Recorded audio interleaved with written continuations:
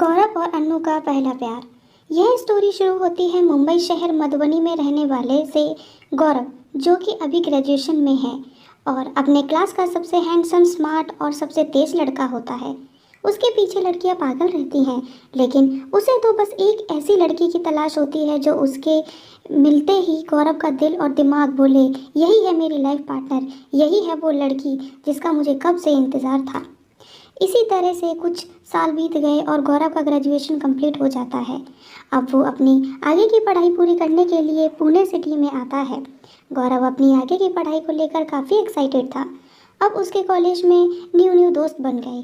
गौरव का रूम राज चौक के पास होता है। उसके सामने गर्ल्स हॉस्टल भी होता है। गौरव ये सब से अनजान अपने रूम में पढ़ रहा होता है। एक दिन गौरव सुबह सुबह हाथों में कॉफ़ी और न्यूज़पेपर लिए अपने रूम के सामने कॉफ़ी पी रहा होता है और न्यूज़पेपर पढ़ता है। तभी उसकी नज़र सामने वाले गर्ल हॉस्टल में रह रही एक लड़की की जुल्फ़ों पे पड़ती है, जो अपने गीले बालों को सुखा रही होती है। उसका चेहरा तो नज़र नहीं आता, लेकिन गौरव का दिल उस पे ज़रूर आ जाता है। यूं ही ये सिलसिला कुछ महीनों तक चलता रहा। गौरव रोज़ अपने हाथों में कॉफ़ी और न्यूज़पेपर लिए उसका इंतज़ार करता रहता था, ताकि जिस पे गौरव का दिल आया है वो उसका चेहरा तो देख ले। लेकिन उस दिन भी उसका किस्मत साथ नहीं देता।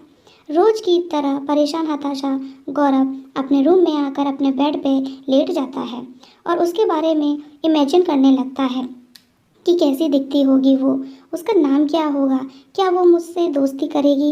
इन्हीं सब यादों में डूबे रहता है। पूरी रात उसकी ख्यालों में खोया रहता है। एक दिन गौरव की किस्मत साथ दे देती है। वो हर दिन की तरह अपने खिड़की के पास बैठकर उसका इंतज़ार कर रहा होता है। तभी देखता है कि उसके सामने वाली खिड़की में रहने वाली लड़की कहीं जा रही होती है। गौरव भी परफ्यूम और न्यू शर्ट पहनकर अपने रूम से निकल जाता है और उसके पीछे थोड़ा देर चलने के बाद वो देखता है कि वो किसी शॉप में अपने मेकअप का सामान खरीद रही होती है। गौरव भी वहाँ पहुँचता है और उसके आसपास आकर शॉपकीपर से कुछ दिखाने को बोलता है। कुछ देर बीत जाने के बाद वो लड़की वहाँ से चली जाती है। गौरव भी उसके पीछे पीछे चलने लगता है। अचानक वो पीछे मुड़ती है और देखती है कोई उसका पीछा कर रहा है। वो गौरव के पास जाती है और कहती है, मेरा पीछा क्यों कर रहे हैं आप? गौरव एकदम से हड़बड़ाते हुए बोला, वो मैं आपसे नाम पूछना चाहता था।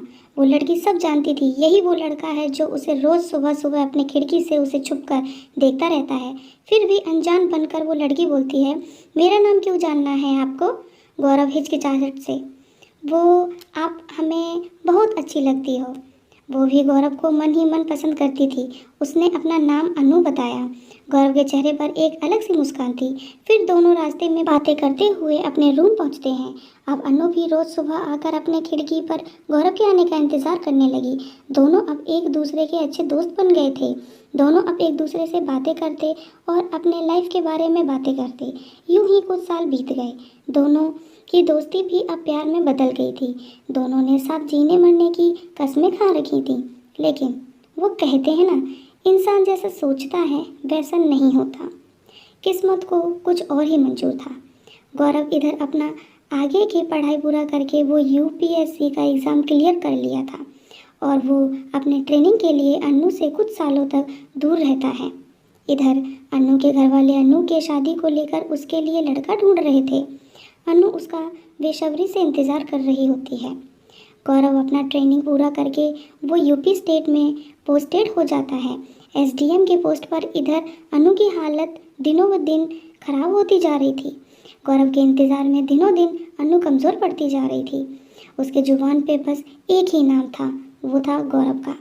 वो गौरव से बहुत प्यार करती थी और उसके लिए कुछ भी कर सकती थी।